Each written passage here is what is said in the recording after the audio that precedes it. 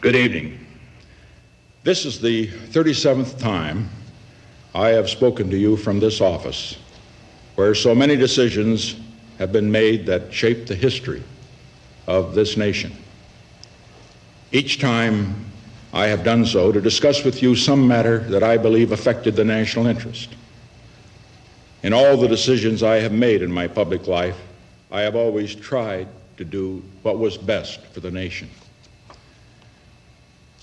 Throughout the long and difficult period of Watergate, I have felt it was my duty to persevere, to make every possible effort to complete the term of office to which you elected me.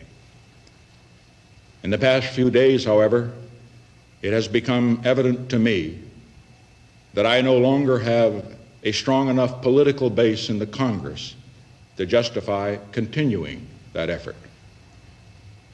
As long as there was such a base, I felt strongly that it was necessary to see the constitutional process through to its conclusion, that to do otherwise would be unfaithful to the spirit of that deliberately difficult process and a dangerously destabilizing precedent for the future.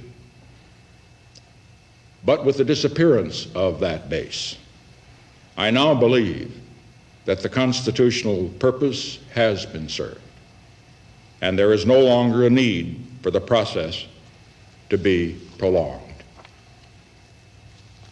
I would have preferred to carry through to the finish, whatever the personal agony it would have involved. And my family unanimously urged me to do so. But the interests of the nation must always come before any personal considerations. From the discussions I have had with congressional and other leaders, I have concluded that because of the Watergate matter, I might not have the support of the Congress that I would consider necessary to back the very difficult decisions and carry out the duties of this office in the way the interests of the nation will require. I have never been a quitter. To leave office before my term is completed is abhorrent to every instinct in my body. But as president, I must put the interests of America first. America needs a full-time president and a full-time Congress, particularly at this time with problems we face at home and abroad.